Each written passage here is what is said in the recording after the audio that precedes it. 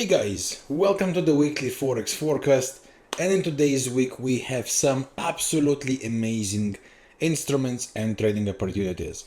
After a busy week where the Federal Reserve keeps the rate as is, despite the huge massive pressure from Trump to start cutting the rates, the Federal Reserve, Jerome Powell, does not rush to do. They hold the rate. However, the recent non-farm payroll showed that the job market is shrinking. The job market starts to lose its trends, and the pressure on the Federal Reserve to start cutting the rates on the next decision in September is increased. With this idea in mind, let's go to the charts and see all the amazing trading opportunities we have for the coming week. The first one for this week would be the gold. Gold is absolutely phenomenal opportunity, and the reason for that is because we have unique conditions from the higher time frame. What do I mean by that? Take a look on the monthly chart. Not because this is tradable, just to understand where we at. On the monthly chart, we have the RSI above 80 for several months in a row. Last time it happened was here, and we all remember the beautiful reaction we saw on gold to the downside right here. Before that, the condition was here, and again massive mood drop. Before that, here we went for a range for a long time. Before that, here in 2011, right? And so we are now on a very strong zone, which means technically we are in a place where the market will very likely look for the reversals. The question is how it's going to happen. Sometimes it happens straightforward, and sometimes it happens that we move in a range and then make the drop. So there are two scenarios I would be following for the sell. The reason for the sell, as I said, because of clearly overbought conditions that we see on the monthly chart. Also the weekly chart, we got overbought conditions here, and since then we are moving in a range. So usually that means one of the two scenarios is coming, and let's go to the daily chart to understand how that works. Scenario number one, the ideal scenario. We see some one or two following picks, fake breakout above this high, which means break above and retrace, break above and retrace, under the condition of a bearish divergence. What we want to see in that case is higher highs on the chart, but lower highs on the moving average of the MACD. If that happens, that puts the pressure and proves that buyers are losing the grip despite the rallies. False breakouts would give the sign that the sellers are ready. This would be scenario number one. Scenario number two in that case for gold would be the break of this trend line already represents an opportunity for the sell. The reason for that, we saw the oversold condition on the monthly and the weekly chart. We see that we are bouncing and with two waves to the downside, and after that a range. Classical zigzag conditions. Right now, this range is being retested. So if we drop to the 4-hour chart, and that's what I want to see happening. On the 4-hour chart, we are right now retesting a major supply zone. High and high here creates classical supply. The recent low creates a resistance.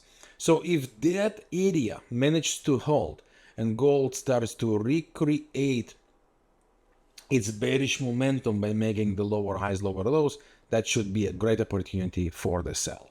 If it fails to hold the levels and start to declining then it simply connects to the scenario number one we discussed before, which means rally, probably closer to the first peak, ideally false breakout over the peak, and then looking for the sell.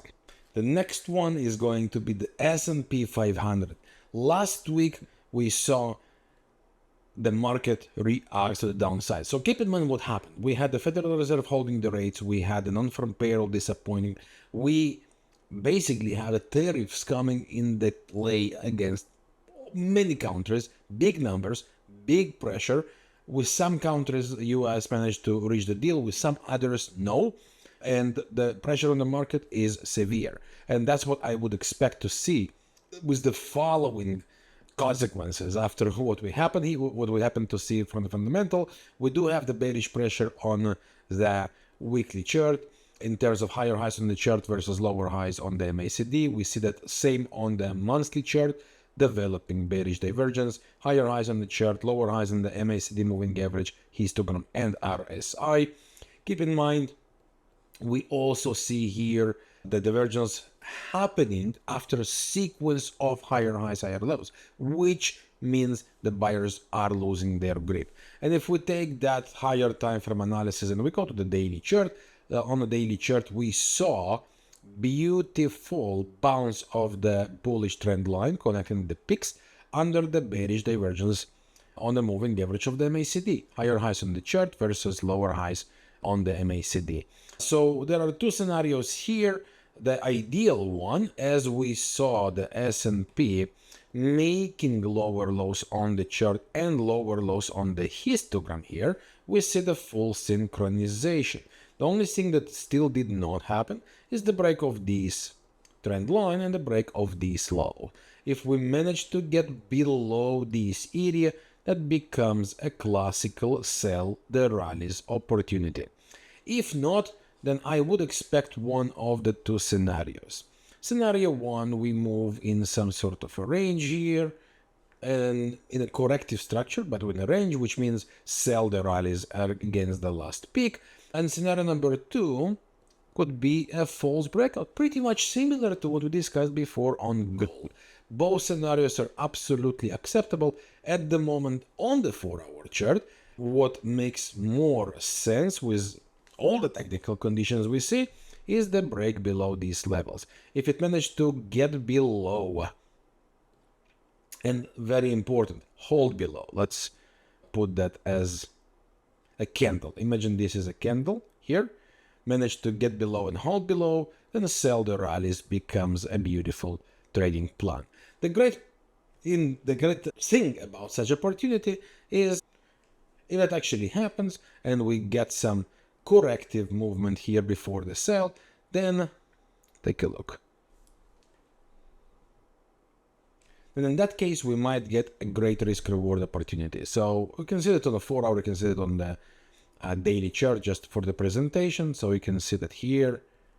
Okay, imagine we get the corrective movement, protection above the last high, then we can expect the price to move back to this zone, the ranges, which means sell the rallies here could provide a fantastic risk reward ratios opportunities.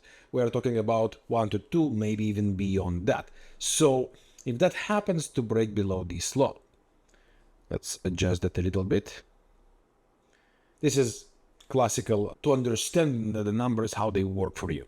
So if we manage to get this trend line breakout and the low breakout as we discussed, we managed to get the pullback, that pretty much would be the risk. And in that case, you would want to sell towards the next key levels. We have a key level here, we have a key level here. So that would give you a beautiful risk reward trading opportunity. And before we continue, none of the said in this video is a financial advice or any recommendations for action. Next one, euro dollar. What is happening with this pair after a massive drop to the downside? We see the euro bouncing back. That means the buyers are back in the game, not necessarily straight away. I believe the fight between the buyers and the sellers is here to stay. And here is why. For the long run, I personally, if we take a look on the weekly chart, we do have here pretty clear higher highs, higher lows, no real reversal signs or anything like that, which makes it feel like the euro is still capable of doing another high. And I believe it will happen after this correction completes. I believe the euro should actually complete the final peak until it will make the bearish divergence, higher highs on the chart versus lower highs on the MACD. That's for the longer run. On the shorter run, on a daily chart, after completing the bearish divergence here, which made higher highs on the chart versus lower highs on the moving average of the MACD, the euro dollar bounces back into waves.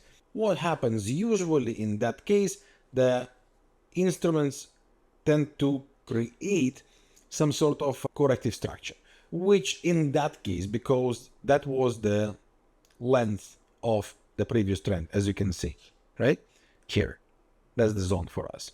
So in that area, usually the correction is within same length, same period. Of course, sometimes it's quicker and sometimes it's shorter before the trend continuation. But that gives us some perspective. Technically speaking, there is likely room for further correction. So I believe the euro can do either some zigzag here or a range within these peaks, low to peak, and from there probably a sell. So on the 4-hour chart, I would be looking exactly for that. Two ways to the downside we saw here. If we complete the euro with some ABCD movement at that zone, I would be looking for a sell there. Some key zones to pay attention to, of course, the broken support that is now being retested as a resistance, the previous high that acts as supply, and this high of the downtrend of these two waves that acts as supply, and of course the falling resistance line. So from my point of view, this zone is a key zone, and if we manage to see the euro dollar completing some corrective structure here, making some slowdown, I would be looking for possible sells from inside this area.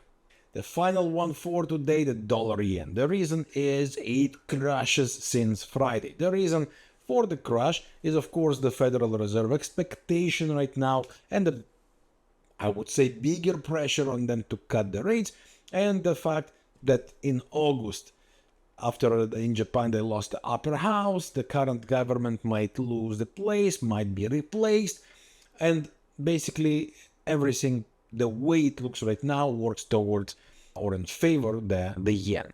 If we take a look what happens here on the daily chart, we also see a bearish divergence on the histogram, which means some pressure is building up. On the higher time frame, we do have a major divergence on the weekly chart, higher highs on the chart versus lower highs on the ABCD. Usually that brings a deep correction of ABCD, which I'm not confident that it's over, but it also could be a range. And since we are close to the top of the range around this area, I think that the dollar yen should provide some sell opportunities.